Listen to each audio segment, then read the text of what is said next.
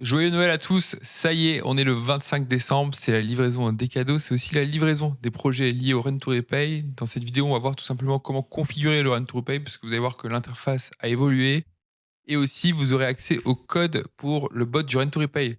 Pour rappel, le Rent to Repay, c'est trois projets. Donc déjà, il y a le projet Smart Contract On-Chain qui a été livré, qui est toujours en attente d'ailleurs de relecture ou d'audit. Il y aura un lien aussi en bas dans la description à propos du forum où j'explique tout simplement comment le configurer. Parce que pour rappel, il y a des paramètres, par exemple, comme les frais, des frais qui vont être collectés par la DAO, et ça, c'est à la DAO de voter. Et comment interagir avec le smart contract qui est on-chain? Et bien, tout simplement, on utilise une interface. Donc voilà, cette interface, vous avez le lien en bas dans la description. Vous avez juste à cliquer sur baptistou.com/rent2repay et je m'occuperai de faire des redirections directement sur le site de démo ou peut-être qu'un jour, ça sera hébergé par la DAO de Realty. Donc ça sera à voir. Et en fin de vidéo, je vous montrerai enfin le dernier projet associé au Rent to Repay. C'est tout simplement le bot pour ceux qui ont encore de la place dans le ventre. Voilà, pour les plus gourmands. Voilà, peut-être que vous êtes bien rempli le ventre lors du réveillon et pendant le repas de Noël. Voilà, peut-être qu'il restera un peu de place. Bah, ce sera à la fin de la vidéo. Alors, comment fonctionne l'interface? Bah, vous voyez que déjà, je ne suis pas connecté. Sachez que vous pouvez l'utiliser en mode lecture seulement pour les fonctions de lecture. Tout simplement, vous n'avez pas les droits d'écriture. Bah voilà, on ne peut pas écrire pour n'importe qui. Donc, on va se connecter. Moi, j'utilise Rabi Wallet. Voilà, je vais me connecter. Ouais, je me connecte en tant qu'utilisateur du Rent to Repay. J'ignore tout. Connect. Et c'est parti. Donc, sur la gauche, vous avez une sidebar, voilà, une barre de navigation. Tout simplement, bah, vous voyez que vous êtes connecté. Pourquoi? Attention, attention les Hercule Poirot, bah, tout simplement parce que vous avez un bouton disconnect. Donc voilà, voilà, c'est pas très compliqué. Vous pouvez aussi copier-coller l'adresse où j'affiche le début et la fin de l'adresse si vous voulez juste vérifier d'un coup d'œil. Et on va commencer par le premier menu, Global Config. Voilà, je l'ai appelé comme ça. Sûrement que le nom évoluera. Et ce qu'il faut retenir de ce premier menu, c'est tout simplement que vous avez accès à la configuration on-chain du Rent to Repay. Donc directement dans le smart contract. Là, par exemple, vous avez l'adresse du proxy. Si vous voulez, par exemple, la copier-coller et aller voir sur Newsyscan. Donc là, vous avez accès à toutes les données on-chain et bien sûr, elles s'adaptent en fonction de votre toilette. Parce qu'une fois qu'on est connecté, ben, on peut savoir si, par exemple, on est éligible, oui ou non, aux frais de réduction de la DAO. Donc, par exemple, là, si je vais voir on-chain, tout simplement, les frais de la DAO sont de 0,50%. Il y a aussi l'adresse de la trésorerie et j'ai mis aussi les balances USDC et VapXDAI. Tout simplement juste pour suivre les tests, peut-être que ça sera, supprimé, peut-être qu'il y aura un graphique plus tard pour voir par exemple l'évolution des frais, collectés par la DAO ou peut-être que ça sera tout simplement fait, sur Dune. Enfin bref, c'est pas trop, la question.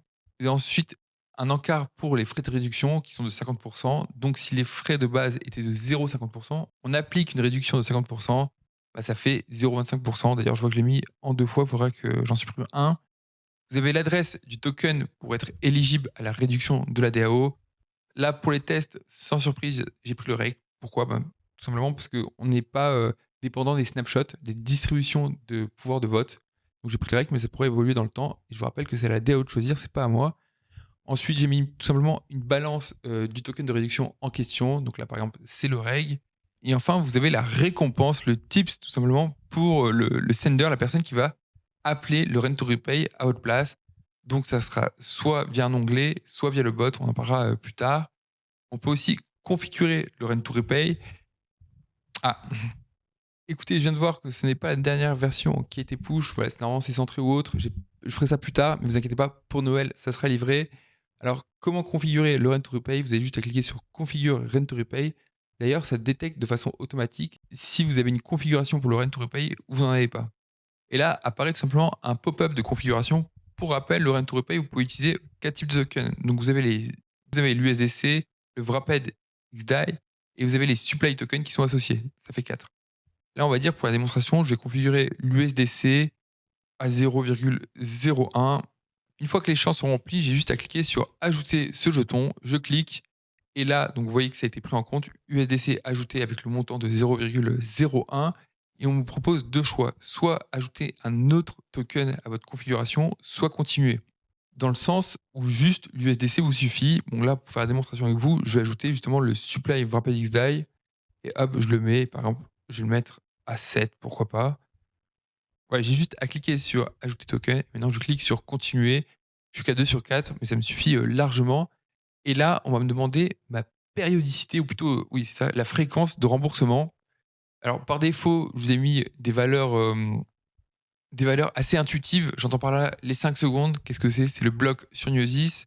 C'est-à-dire si vous voulez que votre dette soit remboursée dès que possible, ou par exemple, vous pouvez mettre 1 heure, 1 jour, 1 semaine, si vous voulez que ça matche avec la Rent to Repay, ou même 1 mois, pourquoi pas. Et vous pouvez aussi configurer avec n'importe quelle valeur en secondes. Donc là, c'est à vous de faire les calculs. Par exemple, si vous voulez mettre 2 heures, il faudra faire 2 fois 3600, donc ça fait 7200 secondes. Et par exemple, pour la démonstration, moi, je vais mettre 30 secondes. Voilà, je veux que toutes les 30 secondes, on puisse rembourser ma dette. Je clique sur continuer. Et là, on me pose encore une question, c'est quand est-ce que je veux que le Rent to Repay commence? Alors, il y a le as soon as possible, c'est-à-dire dès que possible. C'est-à-dire maintenant, une fois que j'aurai configuré, que j'aurai écrit on-chain, ou je peux spécifier une date postérieure. Donc, par exemple, je sais pas moi, à partir du 25 décembre, parce que cette vidéo est enregistrée en amont. Bon, pour la démonstration, je vais mettre maintenant. Je clique sur continue. L'interface s'occupe pour vous de savoir si vous avez déjà fait les approvals ou non. Bon, là, j'ai déjà fait les approuves. Donc, c'est OK, je continue. Vous avez un petit résumé. On voit bien que c'est l'USDC à 0,01 USDC et 7 ARM Rapid XDAI. Période pour le remboursement, 30 secondes. Et date d'activation, voilà, le 23 décembre 2025. Et j'ai juste à cliquer sur soumettre la configuration. Ouais, j'ai juste à signer on-chain. Donc voilà, une fois que votre hot wallet s'est fermé, c'est configuré, ou plutôt la transaction a été envoyée, là je vois que c'est OK. On va aller checker. Je vais juste copier-coller l'adresse. Voilà. Ensuite, vous avez le menu check R2R, Rent to Repay. Là, je ne vais pas m'attarder dessus parce que je l'ai déjà présenté dans une précédente vidéo. C'est tout simplement, vous mettez une adresse et ça affiche plein de données on-chain. Et ça vous aide par exemple à déclencher le Rent to Repay si vous voulez le faire à la main. Et moi, j'ai plutôt allé voir check RMM, tout simplement pour avoir les données du RMM et pour vous éviter de vous balader avec plein d'onglets. Voilà, je sais qu'en ce moment, le RMM, c'est un peu une charrette, voilà, on va pas se mentir. Ça galère à trouver les infos. Et ben là, vous allez sur check RMM. Je vois mon health factor et je vois que mon health factor est de 3,65. Ça vous met aussi les taux d'emprunt du RMM, que ce soit en USDC et en Rapid XDAI. Et là, vous voyez qu'il y a deux couleurs. Il y a le bleu et le orange. Et je vais vous expliquer la différence. Le bleu, c'est le nominal rate. C'est tout simplement le taux du RMM. Et en orange, c'est le taux effectif si vous appliquez le Rent to Repay. Je m'explique. Comme le Rent to Repay va vous prélever des frais, que ce soit la DAO ou par exemple le sender, et bien tout simplement, votre taux va augmenter. Donc on voit que là, pour l'USDC, le taux nominal est de 11,13% environ. Et si tout simplement on active le Rent to Repay, eh bien votre taux d'emprunt du RMM, le taux effectif, celui que vous avez payé, en fait, il serait de 11,19%. Donc grosso modo, si je reprends les chiffres, vous passerez de 11,13% à 11,9%, donc plus 0,06%. Donc voilà, un petit delta de 0,06% à ajouter par rapport au taux nominal. Et d'ailleurs, ce calcul prend en compte si vous êtes éligible à la réduction de la DAO, oui, non. Et enfin, pour vous aider dans votre configuration, je vous affiche tout simplement votre balance en USDC, en Wrapped XDAI et avec les tokens associés, que ce soit les tokens de supply ou les debt tokens par exemple. Allez, maintenant, on va aller voir tout simplement le trigger Rent to Repay et à quoi il ressemble. Eh bien, il ressemble à ça et déjà, vous avez deux options. Est-ce que je veux rembourser un seul utilisateur ou je veux rembourser plusieurs utilisateurs? Sachez aussi que vous ne pouvez pas vous auto-appeler. Voilà, ça n'a aucun sens. Donc là, j'étais sur une adresse qui était un utilisateur. J'ai passé sur une adresse de bot, tout simplement, pour simuler un remboursement par un tiers extérieur. Voilà. Et comment ça fonctionne? Trigger Rent to Repay, déclencher le Rent to Repay, eh ben, c'est pas compliqué. La première étape, c'est de savoir si vous voulez rembourser un ou plusieurs utilisateurs. Donc, je vais prendre directement le cas le plus complexe. Je vais prendre plusieurs utilisateurs et après, on va me demander mon type de token. Parce que je vous rappelle, quand vous allez appeler une fonction, c'est pour le même type de token tout le temps. Donc, ça peut être par exemple l'USDC, le Wrapped XDAI ou les supply tokens associés. Et on va mettre tout simplement la première adresse. OK, elle est valide. Ça pourrait s'arrêter là. Sachez que le batch Rent to Repay, vous pouvez l'appeler pour un seul utilisateur. C'est juste une boucle for. On peut aussi ajouter d'autres utilisateurs. Donc voilà, par exemple, là, je vais remettre la même adresse, trois adresses. Enfin bref, vous pouvez aller à l'infini. Il faut juste respecter les limitations de gaz. Ça, c'est à vous de voir. Et ensuite, vous avez juste à cliquer sur Execute Batch Rent to Repay ou si c'était One User. Voilà, on va la faire rapidement. Je remets la même adresse. Execute Rent to Repay. Et là, ça va directement déclencher on-chain le remboursement. C'est-à-dire que l'utilisateur va voir sa dette se rembourser. Le Rent to Repay, si c'est pas magnifique tout ça. Et vous savez ce qui est encore plus magnifique que le Rent to Repay? C'est la magie de Noël. Donc pour me faire un cadeau, n'hésitez pas à liker et vous abonner, ça me fera grandement plaisir. On retourne aux choses sérieuses. Là, c'est Laurent to Repay. Donc l'interface, c'est fini. Maintenant, on va parler du bot. Eh bien, tout simplement, vous avez le lien en bas dans la description. C'est du GitHub. Qu'est-ce que vous faites? Vous faites un git clone, vous configurez le fichier environnement, puis il vous suffira tout simplement de le lancer. Alors, comment fonctionne le bot? Attention les yeux, il va y avoir un petit flash.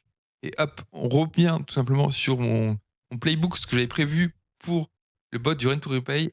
Et je vais vous expliquer la version finale. Bah, sachez que j'ai utilisé tout simplement TypeScript et la librairie Vim. Et pour avoir utilisé la librairie Ethers avec un S, franchement, il y a c'est deux mondes à part. Je recommande à tout le monde d'utiliser Vim, c'est la meilleure des librairies pour, voilà, pour faire des scripts on-chain ou autre. Même pour écouter, il n'y a pas de système de webhook ou autre. Vim le fait tout seul. Donc utilisez ces librairies, ne réfléchissez même pas. Ensuite, pour la base de données, j'ai utilisé SQLite. Donc c'est du SQL, c'est juste que c'est au lieu d'avoir un serveur ou quoi, c'est dans un fichier. Et pareil, c'est un impact sur le déploiement. Au début, je vous avais parlé de Docker ou autre, sauf que voilà, il fallait faire une interface. Le problème en fait, les Docker, quand vous les lancez, ça réinitialise tout, et quand vous le fermez, vous perdez tout. Donc il faut, entre guillemets, faire des interfaces pour que ça soit sauvegardé quelque part, hein. C'est totalement faisable, mais c'est pas, mais ce n'est pas, pratique, et surtout ce n'est pas la fonctionnalité, 1re du Docker. En fait, là, tout simplement, Docker, il vous permet de déployer plusieurs fois la même, instance, et ça a aucun sens de déployer, 10 fois le même bot. Si vous faites ça, et ben, tout simplement, vous allez avoir un bot qui va potentiellement, fonctionner, OK, c'est génial, mais les 9 autres, en fait, ils vont être juste là pour vous faire de la concurrence, utiliser par exemple de la RAM, mais pas que des frais de gaz, donc ça a aucun sens. Du coup, j'ai utilisé tout simplement PM2. Ça vous permet tout simplement de lancer le bot, de fermer le terminal, la console ou autre, et hop, votre bot tourne toujours. Après, voilà, bien sûr, il faut que le bot soit sur une machine qui soit active. Si vous le lancez sur votre PC et que votre PC est éteint, ben, pas d'électricité, pas de bot. Pas de bot, pas de bounty, pas de bounty, pas de bounty. Et d'ailleurs, comment va se construire votre configuration au niveau quel utilisateur je dois rembourser, dans quel type de token ou autre? Sachez que je n'ai pas du tout utilisé The Graph, et je l'ai fait volontairement parce que voilà, je trouve que The Graph, c'est génial, c'est un beau projet, mais à l'heure actuelle, ça pose énormément de soucis parce que les données ne sont pas fiables. Voilà, dans le sens où il y a un nœud qui vous répond avec des données manquantes ou des données supplémentaires. Voilà, soit la majorité ment, soit c'est le seul qui a raison. Enfin bref, voilà, j'ai pas voulu rentrer dans ces algos un peu complexes ou autres. J'ai voulu faire quelque chose de très simple. Mais du coup, comment se valorise la base de données NoSQL? En fait, tout simplement, vous allez lancer le bot et la base de données va se construire au fil du temps. Je ne vais même pas scanner ce qu'il y a eu dans le passé ou autre, mais tout simplement, le bot, grâce à la plus belle des librairies, je ne parle pas de BNF, ah, j'ai le droit, j'ai plus de passe Navigo, mais grâce à la librairie Viem, vous allez pouvoir écouter tout simplement ce qui se passe sur le smart contract du Rent to Repay, autant pour moi. Et là, vous allez choper tous les événements, que ce soit de la configuration du Rent to Repay ou la désactivation du Rent to Repay. Et là, vous allez me dire, mais attends, mais Baptiste, il manque les cas où des gens ont configuré le Rent to Repay il y a par exemple 2 ou 3 mois et j'ai lancé mon bot après. Bah, pas de panique. En fait, j'écoute aussi les Rent to Repay et les batch Rent to Repay. Donc, ça va checker tout simplement votre configuration. Et si par exemple, il y a des données qui sont manquantes, ou plutôt des adresses d'utilisateurs qui sont manquantes, eh ben, ça va déclencher un petit job qui va aller récupérer la configuration on-chain et vous l'insérer dans notre base NoSQL. Donc, une fois que vous allez lancer votre bot, il n'y aura rien, mais ne vous inquiétez pas, au fil du temps, tout simplement, la base de données va commencer à se construire et elle gagnera tout simplement en maturité et elle remboursera encore plus d'utilisateurs pour vous et du coup, elle vous fera encore plus de frais. Franchement, si c'est pas le plus beau des cadeaux de Noël, ça. Après, je ne vais pas m'attarder sur le reste, c'était juste de la théorie. Voilà. Ensuite, pour le RPC, à un moment, je voulais faire mon Nuniosis ou quoi. En fait, non, je ne ferai pas de Nuniosis tout simplement parce que je crois qu'il faut 2 Tera de giga. Bah, en fait, pour avoir tout l'historique en mode archive node. En plus de ça, récemment sur Niosis, il y a eu un hard fork. Donc voilà, bref, c'est de la maintenance pour rien. Autant déléguer, autant prendre un service gratuit tout simplement. Sachez qu'au début, j'utilisais Alchemy. Et par exemple, Alchemy, qui est un truc utilisé par les pros, par exemple par Stripe. Avec Stripe, vous pouvez payer en stablecoin. Et ben, ils utilisent des RPC de Alchemy. Et bien, sachez que Alchemy sur Niosis, le RPC, depuis 2 jours, est complètement KO. Donc, je réutilise actuellement le RPC public de Niosis et ça suffit largement. Sachez qu'il y a des variables d'environnement qui peuvent être définies, sinon c'est par défaut. Et par défaut, qu'est-ce qu'elles font? Ou plutôt, quelles sont ces variables déjà? Il y a un lock au niveau de la base SQL, c'est-à-dire quand on sort un utilisateur, c'est pour éviter plusieurs calls.